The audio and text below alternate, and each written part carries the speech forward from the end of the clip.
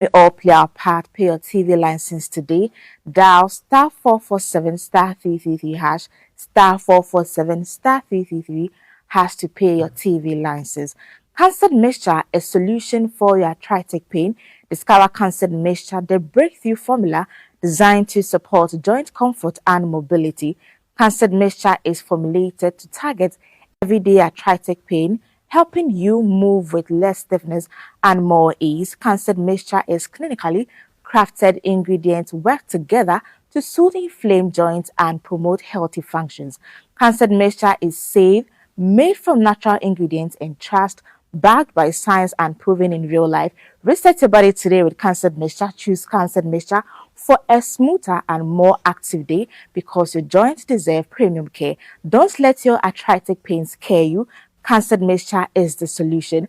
Produced by Trust in Jehovah Clinic in Tarkwa and available in pharmacies. For bulk purchase, you can contact them in Tarkwa at 0244871862 and in Kaswa at 0245012201 and in Okanshi Drug Lane at 0244683583. Cancer Mixture, a world devoid of sickness. Now let's get the papers for today.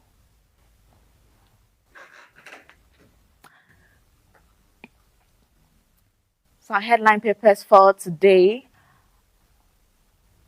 In the Ghanaian Times newspaper for today, Ashanti-Hene resumes Boko conflict mediation at Minsha Palace today for lasting peace.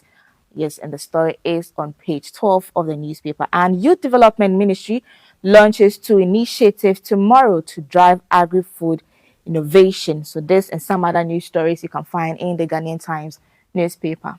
And the Daily Graphic newspaper says, remove Special Prosecutor SP and EC Chair and 2 deputies. 10 petitioners appeal to President Mahama.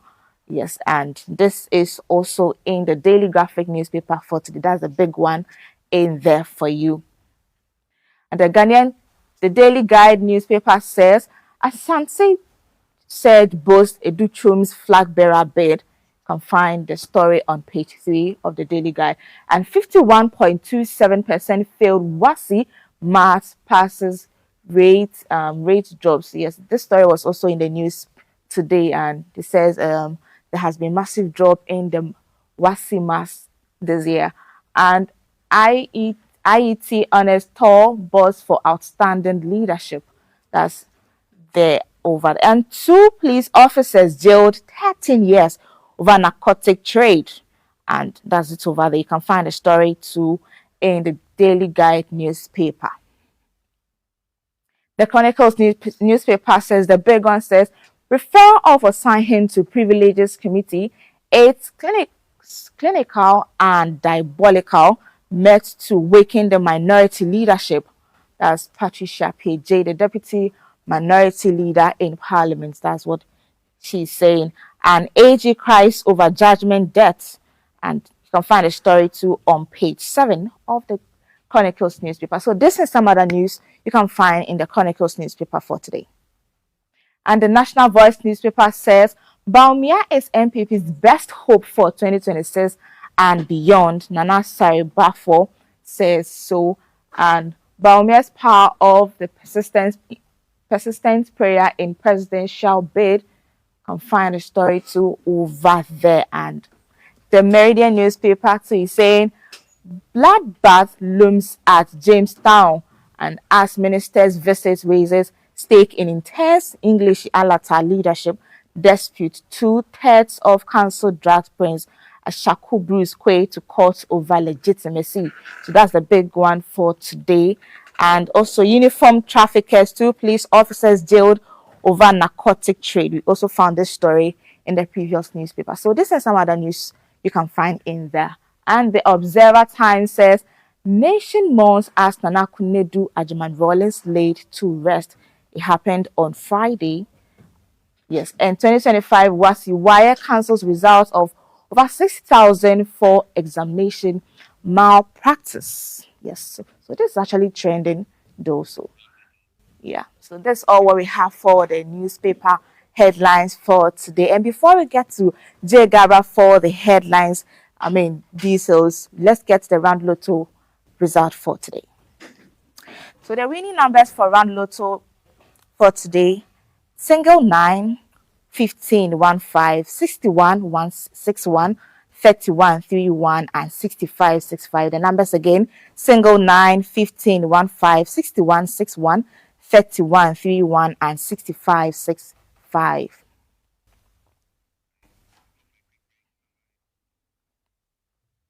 So Jay Gabra is already seated with our guests to delve deeply into the headlines for today. Stick with us after this break.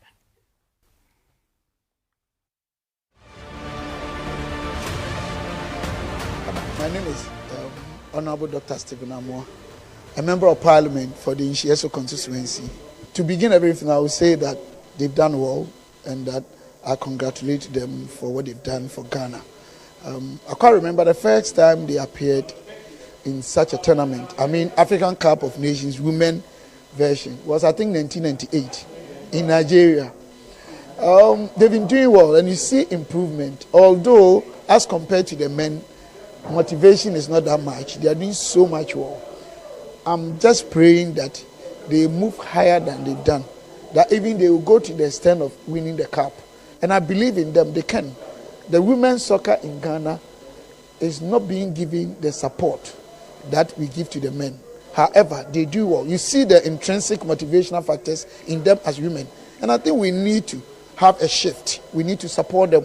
Ghanaians must support them in prayers, material support, financial support, everything that we have, we need to support them.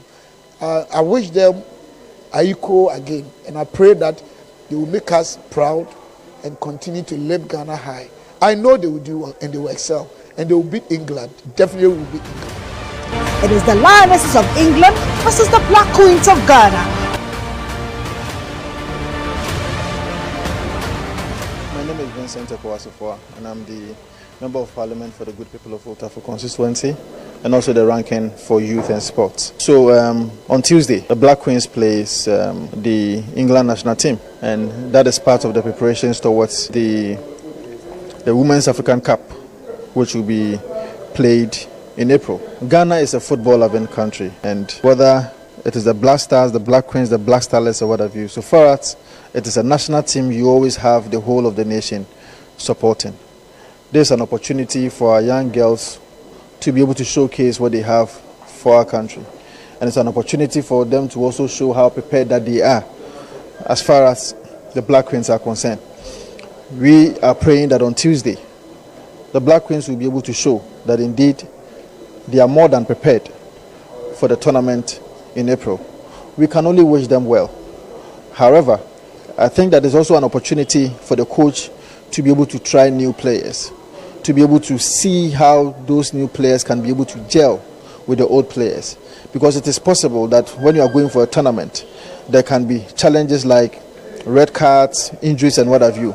In the instances that those things happens, then you are going to have a problem. So it means that the coach has every opportunity to be able to try new players on Tuesday, so that in the event that we have the absence of some of these players who are already known, having strong stature in the team, you will be able to have the new ones to be able to gel with the old ones. So I wish them well, and we hope that on Tuesday they will be able to win for Mother Ghana. It is the Lionesses of England versus the Black Queens of Ghana.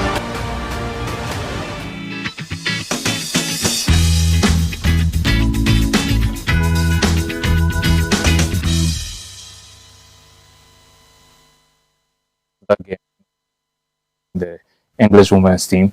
It's going to be amazing. It's going to be on our screens as well. Another good reason for you to pay your TV license. Welcome back to GTV Breakfast. Time now for us to unpack the headlines. I want to thank Valencia for earlier mentioning them. And my guests are seated.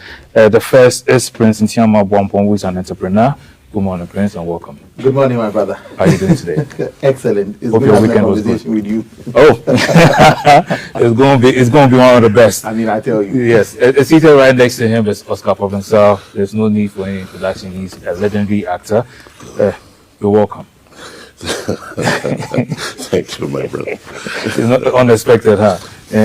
Just before I ask you what's on your mind, if I have to ask you the scoreline for tomorrow's match between the Black Queens and the national team of England, what would you predict? Oh, But what do you expect? I have to be biased and say we'll win by 5-0. Okay, that's I mean, okay. something huge. Something huge. Well, he's quite optimistic. I think 2-0 will be good for us. Okay, but that's not pessimistic, is it? It's also optimistic. It's also Controlled But you saw optimism. what they did to the other team, 10-0 also. That was the scoreline before they are now come to face us. Anyway. Let's see what happens. It's a good test for us. Everything will be fine. Everything will be fine. Oscar, is there anything on your mind this morning? Okay, first and foremost, let's just say happy birthday belated to His Excellency the President. Celebrated his 67th birthday. Very nice. So we wish him long life, good health, and the wisdom to guide this nation to where he wants it to be, and I believe he wants it to be a much better Ghana than it is today. Let me also wish my uncle, Professor John Hyde, happy birthday as well. So we call him Uncle John. And so, Uncle John, happy birthday to you. Congratulations to the organizers of the funeral. For the former First Lady. For the former First Lady. I won't remark about the gaffe at the end by the... But it's like a lot of people want to get it, but you want to speak about it. I think it's unpardonable.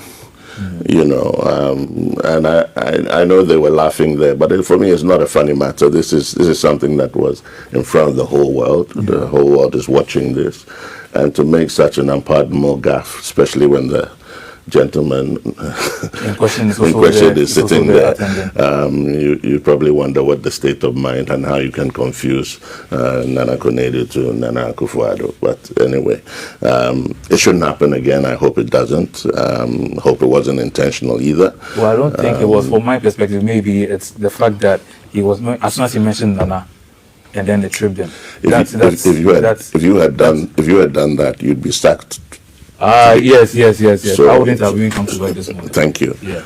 So the standards are high at that level, and I know I came across something about the UGMC having a department for breast milk. Preservation of breast milk and stuff. Do. And wow, I never heard of it. Well, it's just been, and I think that's a wonderful. Former basketball star Serena Williams used to save some and give it to us charity. Serena Williams. Yeah, because a lot of women out there may not be able to generate enough breast milk. And we know how vital it is for our babies and for their growth and development. So kudos to the UGMC and the whole team, the doctors and the whole team that are behind them. There's a lot on your mind this morning, isn't there? There is. Wassy and all, but yes. And we'll touch on that soon. Is there something that's also on your mind? I just want to first say hello to our viewers, and I want to say a good morning to the group chairman for Tobinco Media, Tobinco Group, Nana Amotoben, the CEO. Over the weekend, they picked an AGI award as the biggest pharmaceutical company in Ghana.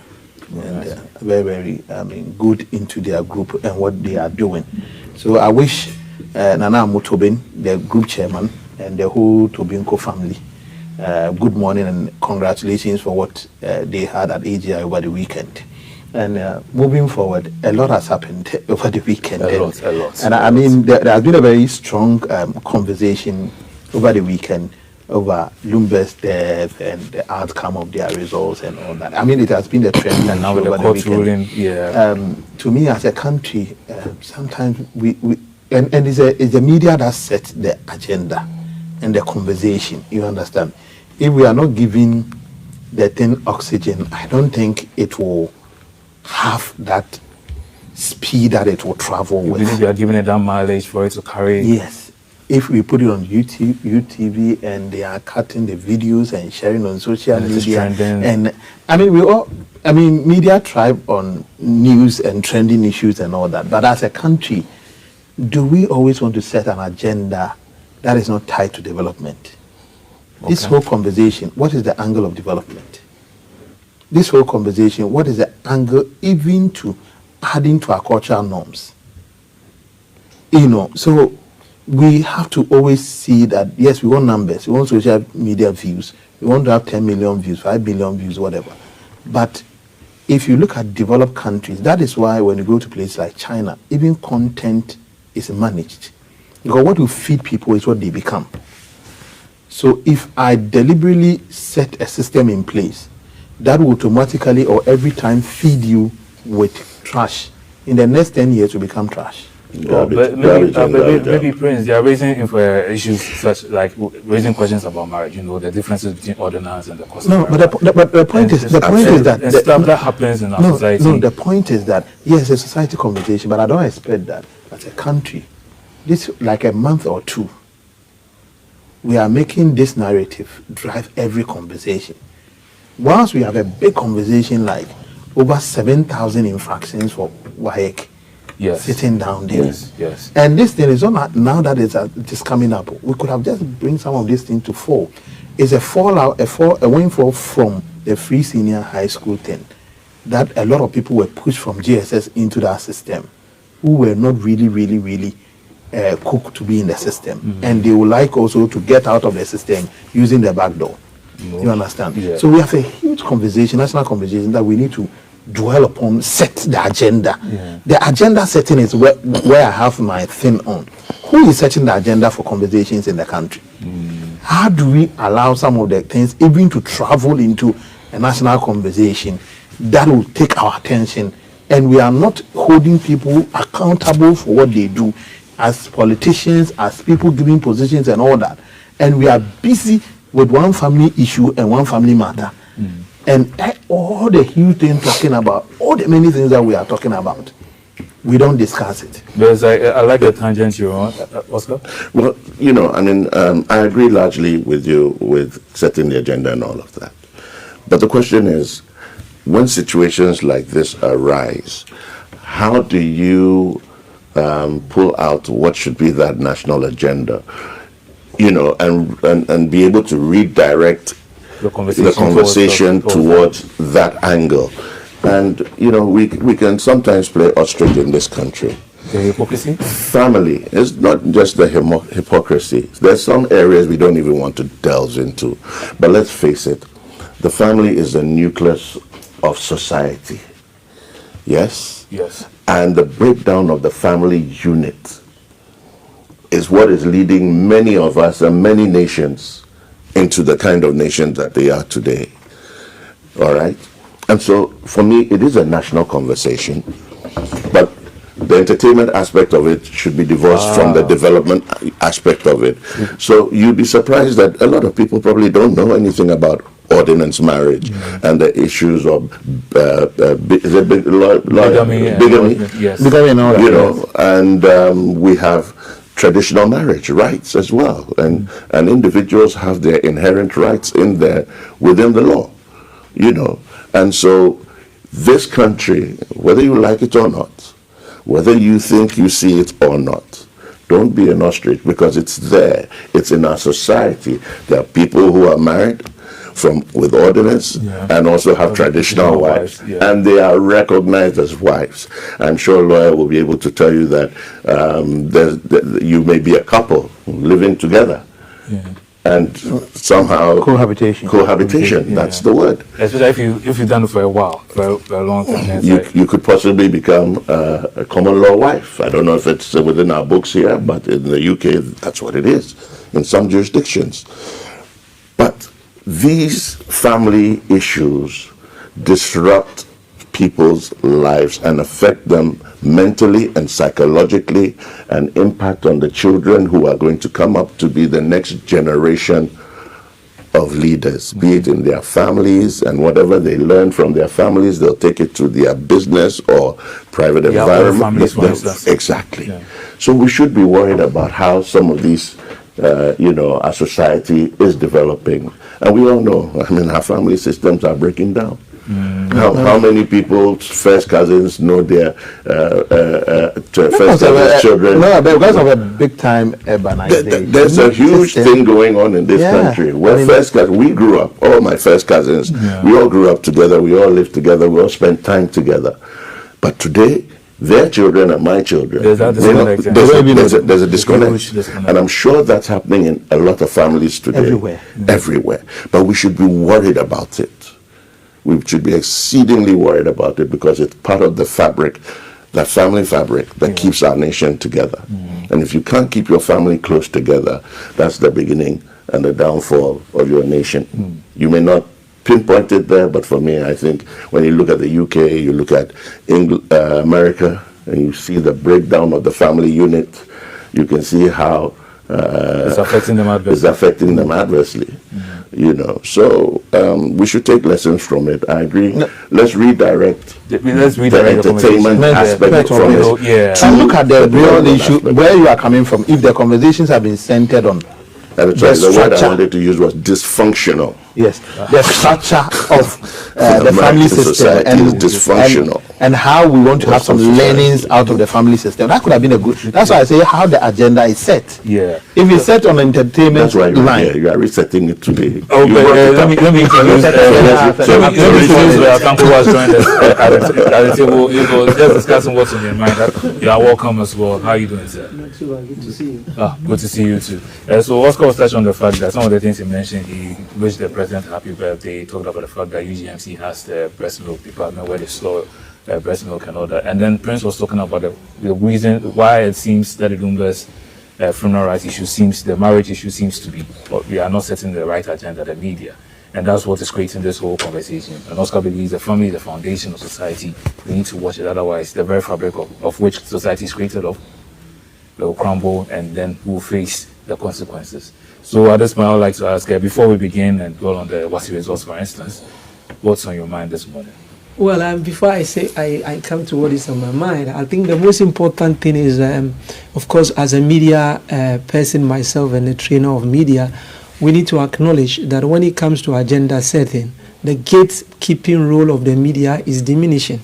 Oh, really? Yeah, it is diminishing because of the advent of social media and all this. So now it's tricky. I mean, ordinary people can set the agenda because now the concept of citizen journalism is all over the place. So that's why the media has to be a little bit more, understand the nuances and be very, very, very, if you like, intentional about how to go about things. But if you're not careful and you want to look at the way media used to run, you just be deceiving yourself that you are setting the agenda. The people would set the agenda for you, and because you are looking for news value, you are looking for the eyeballs, you are looking for what would make you attractive, you go along.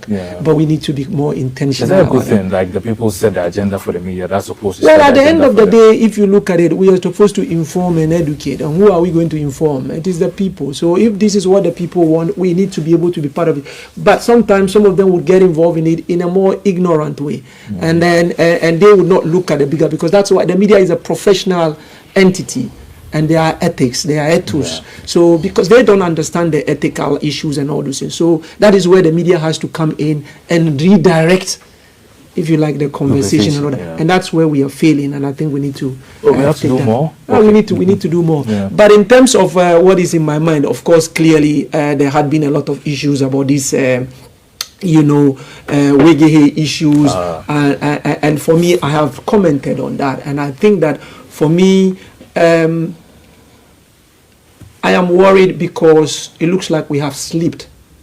I went to Accra High School, Methodist. Yeja Wasuru, you know where Yeja Wasuru? Watch any young way. Our Father who art in heaven.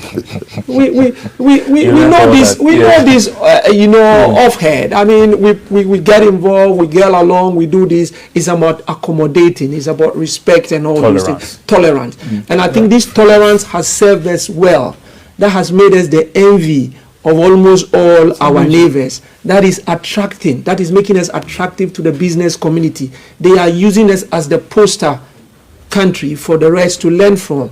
We need to be very careful not to damage that relationship. Tolerance is very important. It is not everything that we need to even push to litigate. I have always said I am uncomfortable running to the Supreme Court at the very given opportunity to deal with some of these issues that we can conveniently deal with. That is why there was an MOU. The MOU, if you look at that MOU, was very, very clear. It really tries to accommodate the concerns of everybody. But if you fail to sit down and resolve these issues, then ultimately it's better to go to the courts for the courts to resolve it than to do things that would disturb the peace. But I'm saying that we need to be very, very, very careful. At the end of the day, let's remember that we all are subjects of something called the Constitution. The Constitution is supreme, and the Constitution recognizes everybody's rights. If I do a quick, take and ask you what your fundamental right, one fundamental right that you would not negotiate, you would mention something different, he would mention something different, you would mention something different, I would mention something different. And those rights are all recognized by the Constitution, and they are all equal. So the schools have rights, those who go to the schools have rights. Those rights would have to actually be balanced. When those rights are conflicting with each other, the ones that would have to give way is the one that is in the public interest to give way. That is what ultimately it is. But let's remember that the human rights concept itself is based, anybody who is requesting or demanding a right, that right is based on a fundamental principle, human right. But human rights itself is a concept that is based on liberalism, not conservatism, not exclusion, inclusion. And that should be our guide. But I think that tolerance is very, very important. Let's try as much as possible to accommodate each other in a way that has served us in the past and would continue to serve us. Yeah. We need that. The issue of resolving it using legislation, I'm always not comfortable. You shouldn't be running at the least for some of these things to be legislated, because if you do that, then the aspect of accommodation becomes a bit difficult, because then it becomes a straight lines that people have to follow. We all attended school in Opoku. It was a Catholic school. Yes. I wasn't a Catholic. I was a Protestant. They were Muslims. We all lived. And in fact, some of us, Ramadan was our best time, because we all pretend that we are fasting. We go and eat, because the big allergies will bring food. And we'll go and eat. So we live side by side, and it's wet. You understand? I don't expect a society, and elsewhere in other African countries, people are having a problem managing this. And we have been able to work around it. We go to school, we go for mass when we are not Catholic people. In fact, we go in the morning, and the boys will Charlie, this morning we are going to drink communion. The communion is like food. Can you imagine? And between Christians and all, we all go and drink it. And when we finish, we go to our class and before the landscape of the conversation changes, before the whole thing changes, there are still some issues we have to touch on this morning. And Prince, you started on a tangent talking about the free SHS system, and WAEC has released the WASSCE results, and nearly 1 out of 4 candidates failed core mathematics, and it's like fresh concerns are mounting over Ghana's education system after these results released. And it says results of over 6,000 WASSCE 2025 candidates cancelled as 35 persons face prosecution. And for citing widespread exam malpractice, and in a major crackdown, teachers and examination officials implicated in the scandal now face prosecution, marking one of the most stringent anti-cheating actions in recent history. Prince, because you started on that tangent saying perhaps the free SHS system from those from GHS right there, just attend school, I just want to begin with you on this. So, I mean, the free SHS system is very wonderful as a country, but, as every other policy, we should be able to look at how the policy, we will do evaluation around the policy and how the policy will work very well. This is a system that we're running a pure merit system based on academic work when we were in JSS. So even at the junior secondary school, there was pressure on us to perform, because it will only be based strictly on merit before you'll be able to get into a secondary school of your choice. So when I was in JSS in Kumasi, my fixation was to be in Ada Prempeh or Opoku or in Fansepem. So I had to do the extra work, because a computer will not just post me there. It will be based on my results that I'll be able to enter. And in Opoku in my class, the least grade in my class was a grade 7 or 6 ones, normal 6 ones. So everybody passed to the core. And so in that classrooms, half of your classmates were even school prefects from their JSS. Yeah. Based on purely merit. So when you come and the system is sealed like that, because everybody should be pushed for results, not a system that just reward people not based on work. How do we sit and we have pushed 400 and over 61,000 to go and do exam, and there are 7,000 infractions? More practices alone. The results that they have come up with, the failure ones are not even the ones we are going to consider. But these are just more practices alone, about 7,000. Because in a school that used to accommodate a student population of about 1,500, that is in my former school, Pokwai, now it's catering for about 7,000 or 8,000 students or something more. And you go there, how are the teachers, how are they going to even control these students? How are they going to, the teacher-student ratio, how are they going to even teach them?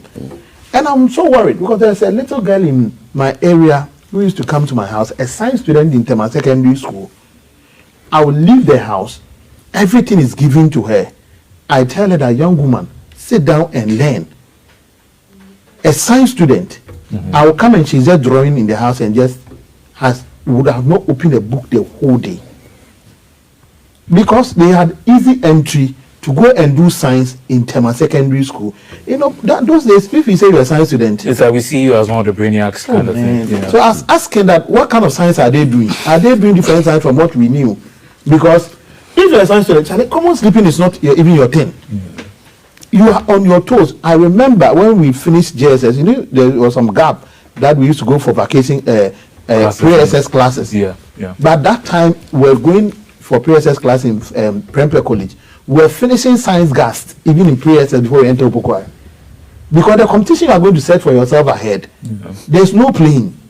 And I think all that has changed and now. all that has changed. And so why wouldn't we see this result that we are seeing?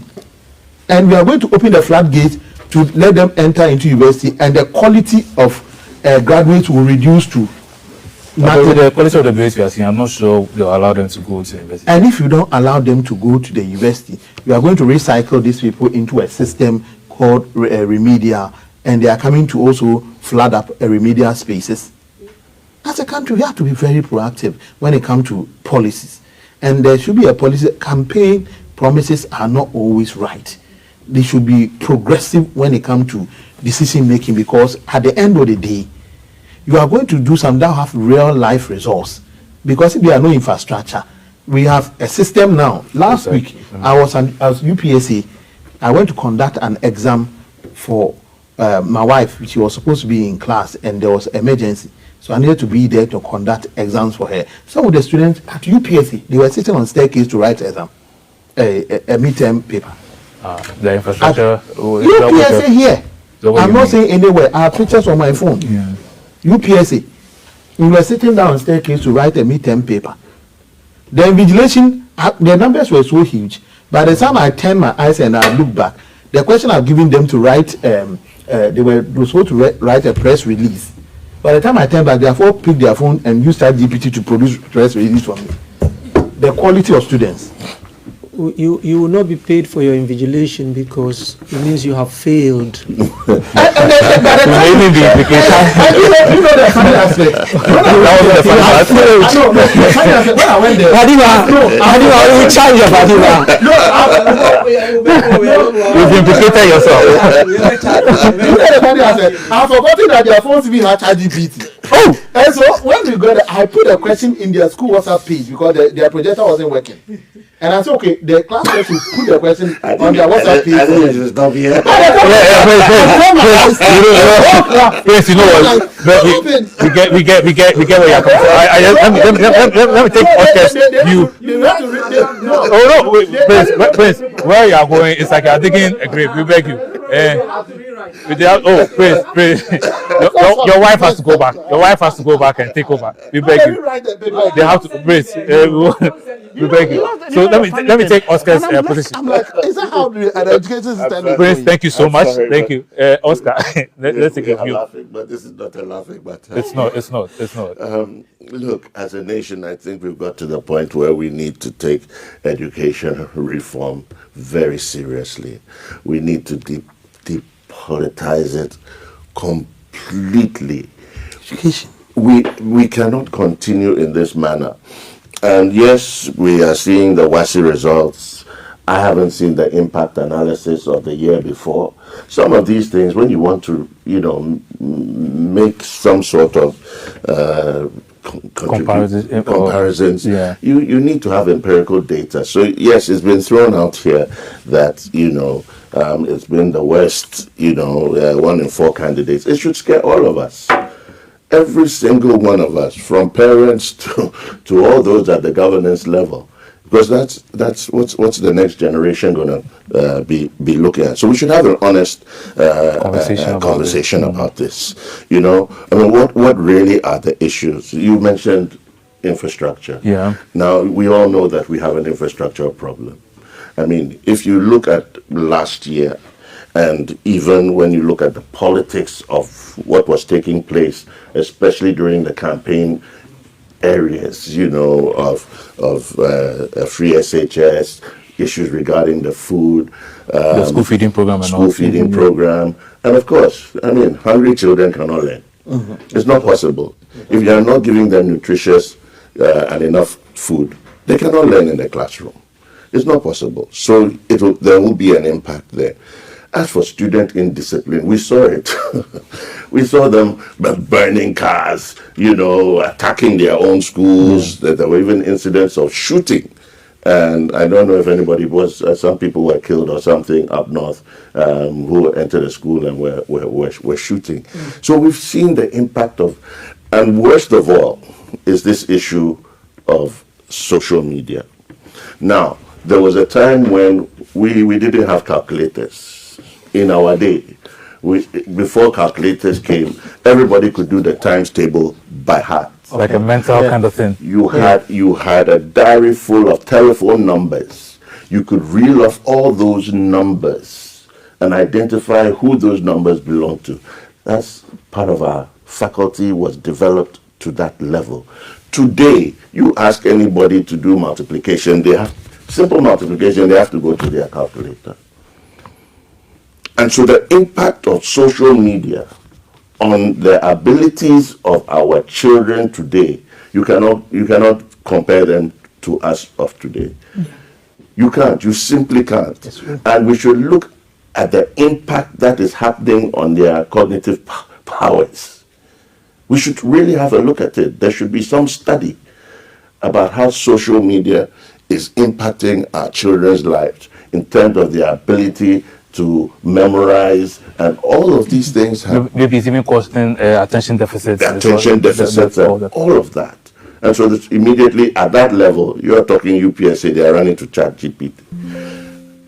What do you expect is going to happen? Yes, maybe technology is moving us to this space where the education sector may become null and void in the future because now everything is available. But that's some time to come. But you and I know that what we went through. So would you say life has become, as far as I'm concerned, is the best model. Would you say life has become too easy? There's nothing wrong with modernization. There's nothing wrong with technology. But we must find a way. Balance. Yes, there has to be a balance. And life is all about a balance. And we have to find a way, because at the end of the day, this is what is going to continue to happen. We might even think that, so we are now modernized Africans, and therefore as parents, we want to add, it started happening in schools. They start wearing all kinds of things. There's a lot going on. There's a lot going on in our society. Impacting these young children. So we should take note. And please, government, this is not the time at all for the politicization. Pull everybody in. None of this caucus business of NDC people in the educational sector and sitting with them and saying you met with the educational sector. No. Pull everybody in genuinely so that we can have a good conversation about this, because it's the future of my grandchild. My grandchild just had his first birthday this weekend. Oh wow, congrats. Congrats. So you are setting an agenda for yeah, imagine like what, 40, 30, 40 years am from now. concerned. The minority should not come and do press conference. So, like moving away from the agenda Have they of done one? If they do one, if they talk nonsense, we'll tell them they talk nonsense. Okay, It's okay. about time. No, It's about that. seriously, Yeah. I think we need to look Can't at play our with the future of education our children in like a that. much more, holistic manner. Okay. And it should be devoid of politics. Yes, the political authorities would always want to do something that they're not looking at the long-term goal. They want to do something that tomorrow they can come back to the electorates and say, I did Exactly. ABCD, so give me your mandate.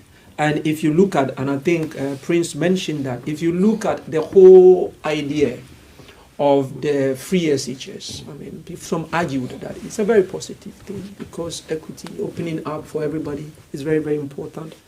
But there is a concept called educational inflation. okay. What we did basically was that where we were focusing more on increasing access to quantity. education. Okay.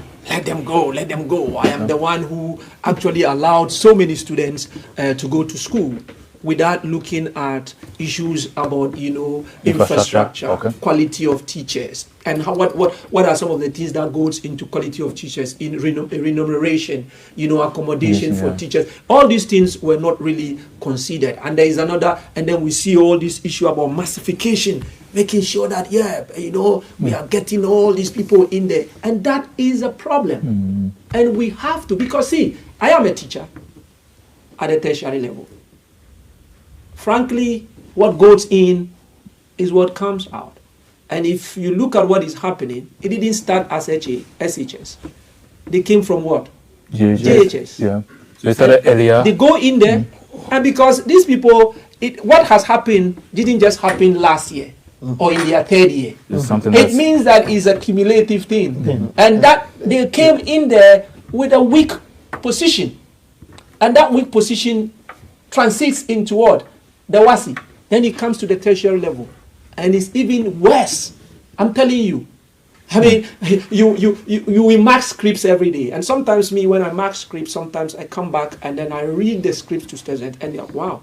what are you reading? Yeah, right. And what I do is that sometimes my MISEM or IEs, I give it to them to mark themselves, give them the marking scheme. And that's when they realize that, hey, yeah, didn't quite was school how.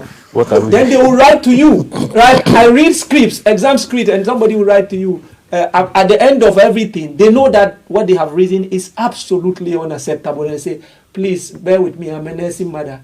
They write it there. There. I didn't eat when I was writing this paper. The point I'm making is that, and as Oscar said, we are letting the future generation down because of our petty politicking and all those things. Let's really tackle this thing head on, because if you fail, you see, that is the only way you can actually break the disparity gap, allowing people to have quality education and all those things. And if at this level, we are still struggling when others are almost on the ascendancy with the education in terms of their children, then we have a problem. But certainly, this didn't start yesterday. The clock didn't start ticking with this. This is just a result. No, this is just a result of what we have actually put in, and this is what we are seeing. But I don't think that is a lost cause. Certainly, now we have come to that conclusion that the free SHS, I think we have moved away from the politics, because in the past, it was like one political party supports and the other political party doesn't support. But now we have seen that the political party that brought it in, the other political party, the NDC, that the claim was coming to abolish it. It's not coming to abolish it. Now let's all come together and see how we can fix the deficiencies. But whilst we're doing that, let's also go back to the root. Let's also go back to the JHS and then resolve all those tingling problems there. Because if we don't do that and we only tackle the SHS at the expense of the primary level and all those things, then ultimately we are going to be in the because problem. I mean the serious aspect is that all these children we are producing them, they are going to compete globally. Yeah. And now people can sit in their country and apply for jobs in Ghana and do even virtual interviews to have their job over local people. And that's very serious because now employment have no boundaries. So It's if like our you can human work resource globally, is not even- programmed very well and we play politics with it, the unemployment rate will go very high. Because if I'm a businessman and I build my company Contebridge to a level that is a global brand, Okay. I won't just employ anybody. Okay. I will look for the right hand. If the person has to come from Kenya and will give me value, I will employ the person. I won't say it's a Ghanaian. But we And have he'll come there. companies employing Indians and Thank so you. on. Yeah, Yeah, for the also It's already already happening. Yeah, it's Look, already all the engineers in this country, a lot of them in the it didn't start telcos today. are Indians. Don't we have a science school? It's KNUST not sitting there. Why are we not producing the engineers to fit into those roles?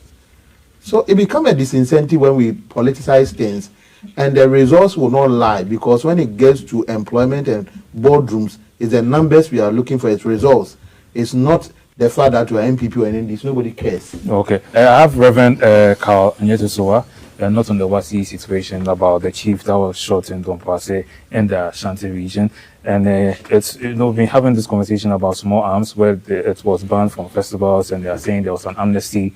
And so Reverend Carl is on the line to shed more light on this subject. Good morning, sir, and welcome. Good morning. Thank you very much for the opportunity. Yes. So we're reading reports about this chief that was shot in the Ashanti region. What more can you tell us?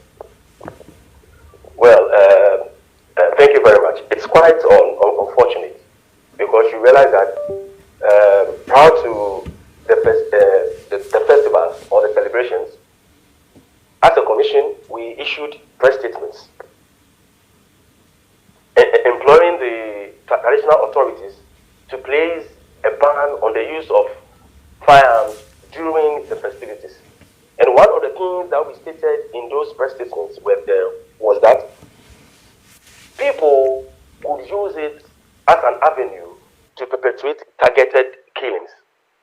And we even said it that it could be an unfortunate scenario where the chief or the queen mother will be fired at accidentally. So it is quite worrying and disturbing that something like this has happened. I'm actually glad that the Honorable Minister, during the declaration of the gun amnesty, placed a temporary ban on the use of firearms during these traditional celebrations, because that will afford us the opportunity and the time to bring sanity and regulations, tighten regulations when it comes to the use of firearms in our traditional celebrations.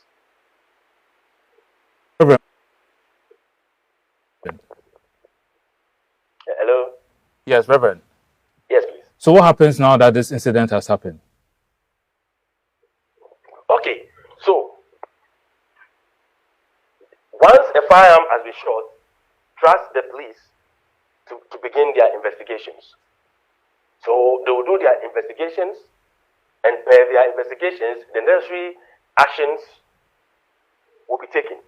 If there's a need for prosecutions, they will be taken following the investigations. But more importantly, this now calls on us to start streamlining regulations when it comes to the use of firearms during traditional festivities. Now, I'm glad to share that during the period where the Queen Mother was unfortunately shot at Nungwa during the installation, the commission paid a visit to the Babu Ulomos Palace to commiserate with the people of Nungwa, and there we started using the Babu Ulomos Palace as a case study or a pilot phase for the regulations that we wanted to bring into the traditional setup when it comes to the use of firearms during traditional celebrations. And key in this approach was standard operating procedures, where the people who have been assigned by the traditional authorities will be given guidelines as to how to use the firearm how to even keep them. Because there's the way you use the firearm when you are in the midst of people. There's an angle you must carry tilt it to. All is part of the firearm safety. They are supposed to use muskets or cap guns. They do not use live ammunition or charged gunpowder.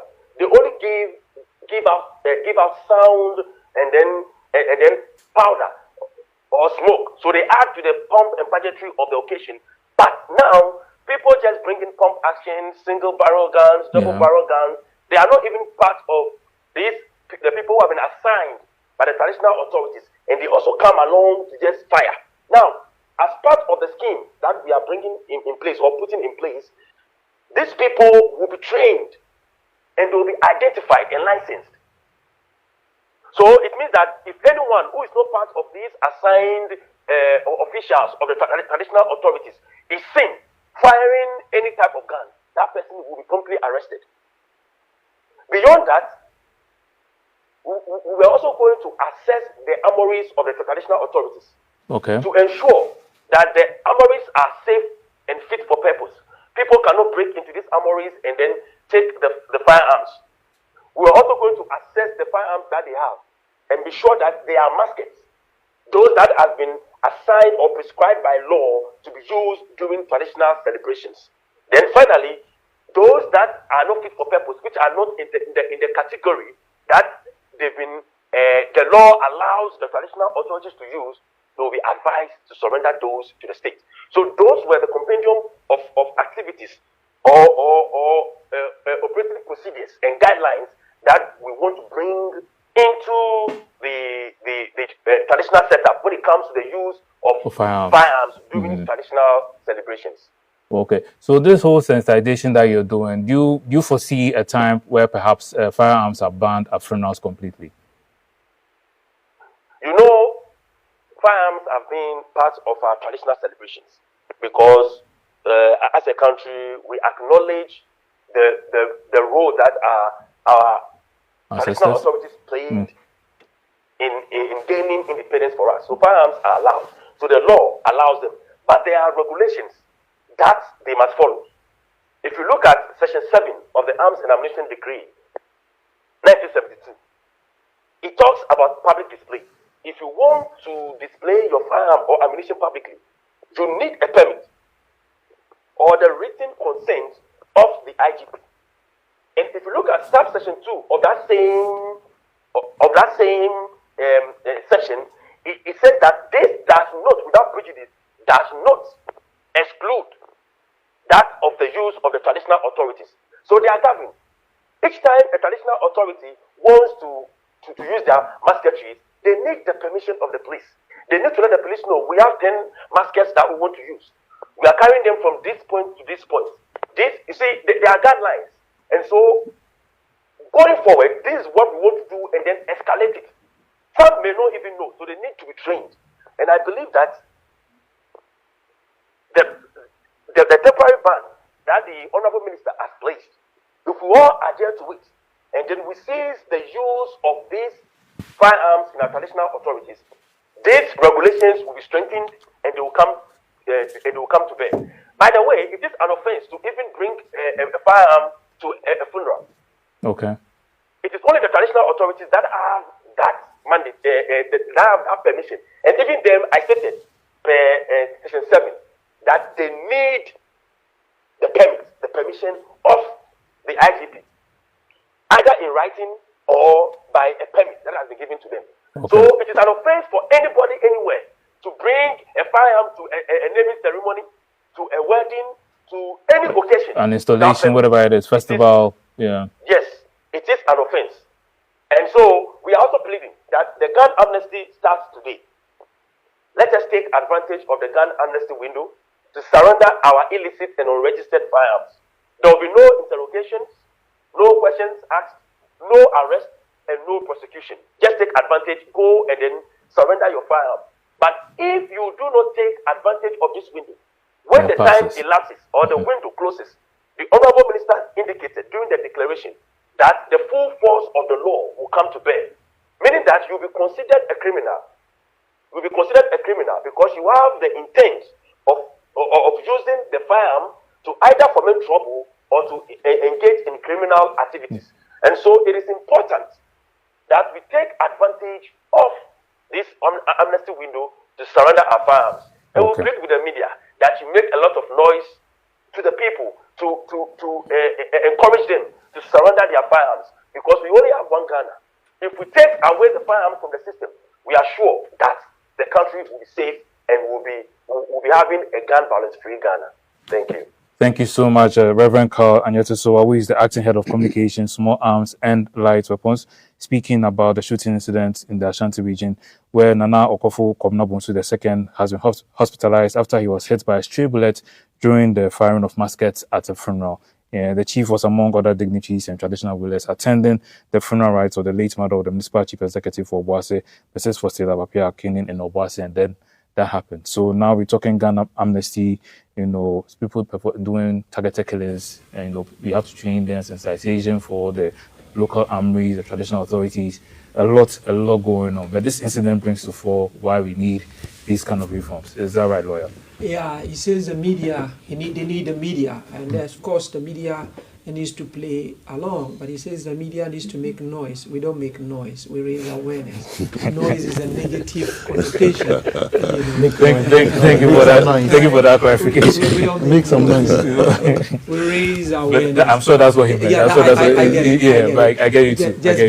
Just be me. Yeah. We forgive him. But it's very, very important. But you see, we have a cultural issue here. In other parts of the world, when you put in an amnesty, everybody is in a hurry to go and make sure they are adhering to that amnesty. Because after the amnesty, you'll be surprised, your own mother will go and report you that you have kept your arms there.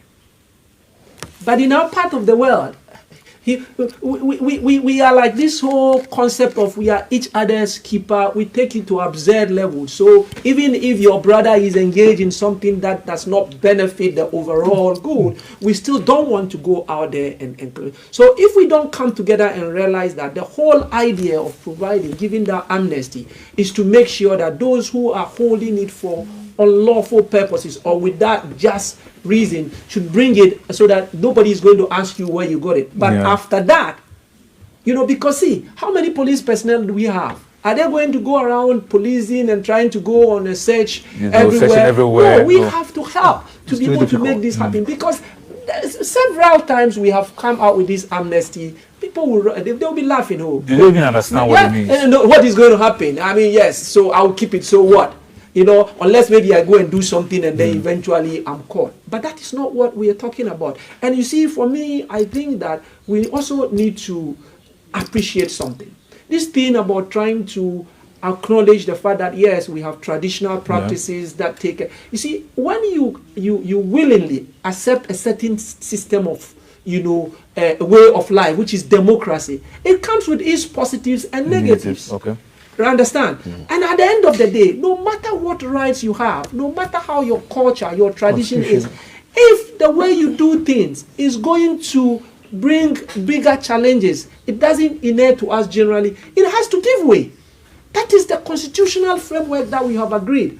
But sometimes because of the politics, because of the nuances, because of our culture, you know that these people are doing something that is wrong. When you want to deploy the power of the law, then if you realize that this is going to give you some bad, publicity, it would affect your outlook and all those things, then we take a back seat. I wouldn't be surprised if tomorrow maybe a bigger authority or maybe a big fish breaches this amnesty thing and then he is arrested. You would see what is going to happen. All the news, you understand? So let's be a bit honest with ourselves and let's agree that there are certain instances where we have to put aside our, if you like, political, ethnic, religious things aside and look at what is in the best interest of all of us. If we don't do that, no matter how much,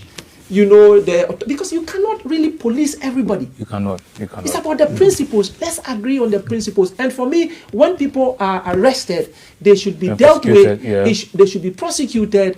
And if they are successfully prosecuted, let's publicize it and make sure we are actually using them as what? One A deterrent, warning you know, to to others. others. Yeah. Yeah. So, Prince, we'll take on In this. every country or in any society, when arms is allowed into a system, crime increase. Okay. It's as simple as that. In America, current estimation is around 500 million firearms in private hands. So you see how there are crimes all over. A student will enter into a school and go and shoot somebody. And then, because the arms are easily accessible and people, even there with all the good security, they are having challenges because there are a lot of firearms in private We hands. always talk of the Second Amendment. Ghana, in 2014, the estimated firearms that was outside in 2014 was 2.3 million. They said only 1.2 million was registered. 1.1 million was not registered. That was in 2014. 2014. And that was even before the advent of the Galamsey craze. The Galamsey craze have also increased firearms in the hands of the people more. So estimatedly, So it's more than a decade later. That we means should be it's- doing over 10 million private arms in the hands of people. And these are not, majority are not documented. And so as a country, if we sit down and some of these things, we fail to acknowledge it because the Galamsey issue brought a lot of firearms into the hands of people because they have to be their own security in their own illegal mining sites. Because if they don't have it, other people will attack them. And so they were buying it from neighboring countries from all over, and they've all ended in the hands of people. There have been social media videos that they go when some of their members die and they are doing funerals in these Galamsey towns, and you see them openly firing arms in public for a funeral in a village. And if you're not careful, they may spot someone they don't really like, and then they may intentionally. Yes, intentional, but they will say it's a mistake. It's a mistake. You understand? You know, it's a stray bullet. Yeah, and that's what, as a country, we need to guard ourselves against. Because in as much as people are having issues with people, if they have firearms in their... What contributed to the menace of this land gas system that we're having in Accra? It was fueled by firearms in the hands of these young people who want to go and guard people's lands for them. Once we have security, we have authority, we have the military and everything in the country. You know, so we should, as a people, be a bit worried because the more we have firearms in the hands of people, that's how armed robbery, that's how this occasional shooting at funerals and festivals will happen. So we should, you know, and the funny aspect, the KMA boss in Kumasi, Zuba, was over the weekend. I spotted him in the news saying that the instances of dignitaries coming in to step in for people when there are issues is making his work difficult. Somebody has gone somebody has gone to misbehave, and instead of the person being arrested, there will be somebody who will come. The Odikro of another person will come at his clothes and can say it's my office. They'll come and make noise. And the point is, firearms are in the hands of people. These same people should be able to send a directive to the people that, hey, we want our society to be very sanitized. Young people, we've heard ABC, and when they're in the towns and the village, they know who is having these firearms, and they know who they can report. But as Tanko said, they will never do. You know, but let the same person use the arm to kill somebody, you come out and start crying. So, Oscar, what do you make of the Reverend's measures, like, you know, providing amnesty, you know, sensitizing the traditional authorities, going to their inspecting the armories and all that? Is there a step in the right direction? It's like there's more that needs to be done, especially following this sad shooting incident. Yeah, I mean, if you remember, we dealt with this topic, and I sat here and said we needed an amnesty. But the question is, when you give that amnesty and the deadline is over, what is the punishment? Where we've got to, I think that we have to look at our laws and begin to scale up the punishments so that now maybe it becomes even a treasonable offense or something close to that, that you can get life imprisonment. Galamsey is affecting the fabric. We call it environmental terrorism. If it's terrorists, and whether they are external or internal, they are a threat to our national security and our very livelihood, and even ourselves as a nation. That for me is a treasonable offense. So we now have to begin to look at these deterrents of the law so that citizens will not even go there. And as you're saying, there'll be mothers who will say, hey, point the place to where their children's guns are, whether they buried them in the farms, and I'm sure there are a lot of weapons that are buried in farms all over this country. We know that they are there. But what is the deterrent? It's not good enough to come and say the law, you will face the rigors of the law. What is the law? What should it be? What is that deterrent? That will tell me that I should not even try it. You know, and some of these things, we're seeing them, you know, become like some Molotov cocktail. Slowly they're rolling over. And you begin to look at, and I'm not a conspiracy theorist, but when you begin to hear, and we all know that the only way you can get Africa today is by destabilizing Africa. The only way. You cannot do it like before with the assassinations and the overthrow and the coup d'etats of governments. The only way you can stop the unification of Africa is by destabilizing Africa more. So when you begin to see that, okay, you've seen Mali, Niger, and Burkina separate themselves from ECOWAS, that's already a break in the unity. Yes, you're now hearing Donald Trump saying that he's going to bring troops to come and, you know, they built a narrative that Christians are being murdered in Nigeria, and he's going to invade. What happened to Libya? What happened to Iraq? You know, what is the aftermath of their intervention? And so you can imagine if that happens and there's a scale up in Nigeria and Nigeria boils over. When Nigeria boils over, the spillover is going to be massive and the impact massive.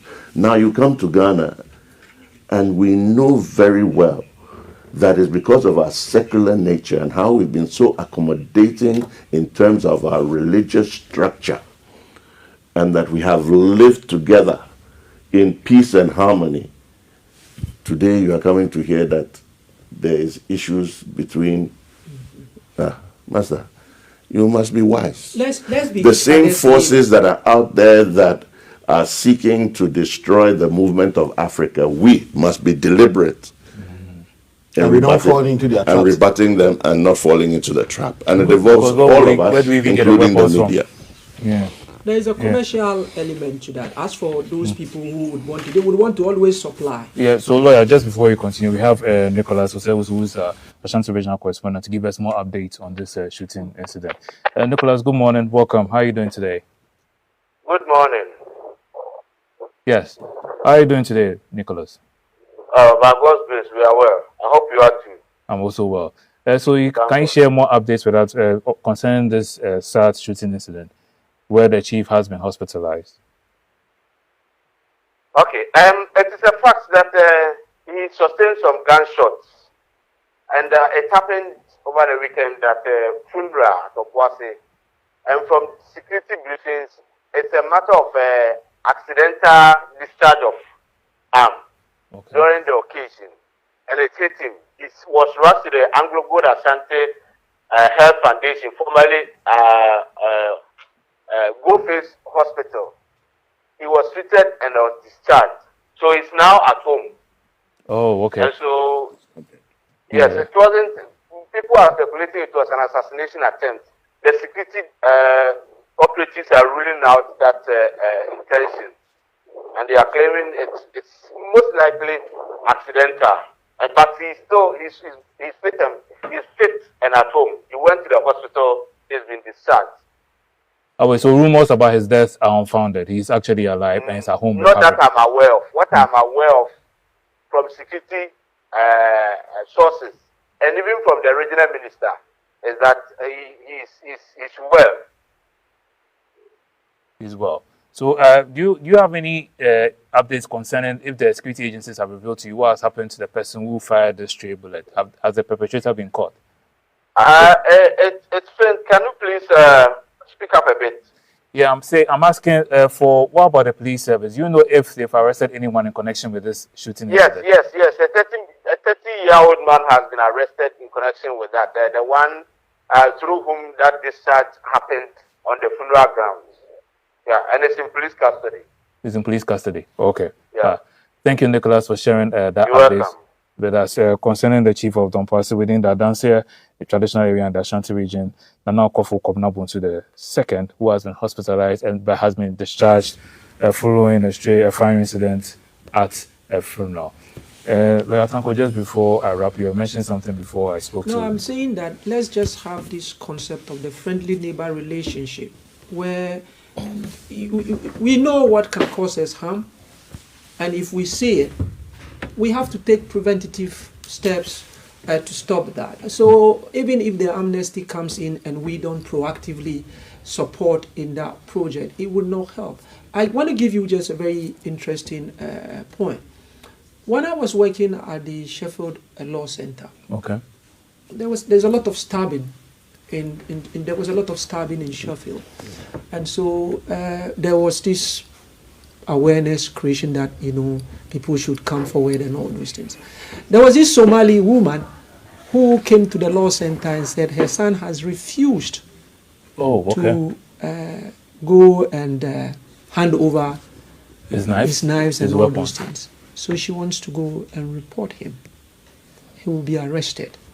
When he gets arrested, she doesn't have the resources to defend him. So she's coming to the law center for us to, at the end of the day, provide him with some sort of legal defense, at least for him to defend himself so that at least fairness will be done. Now, this is a society. She knows that reporting the son has consequences, but she's looking at what? The bigger picture. And that's where I think, I don't know where we are getting things wrong, where we think that the thing is remote. It's somebody who will resolve that problem for us. But we are the ones who can resolve that problem. We need to complement all these efforts that are being put in place by the authorities. If we don't complement, it would come to nothing. Yeah. So let's all look at the big picture. Tanko Zakaria Musa is a lecturer at the UNIMAC IJ, telling us this. Thank you so much for being here. There's Prince Nsiama Bwampon, who is also an entrepreneur. Thank you, sir, for being here this morning, sharing your thoughts with us. And of course, Oscar Provencal, legendary actor, who also was here at the table. I want to thank you, gentlemen, for helping us delve into these issues. Thank you for having us.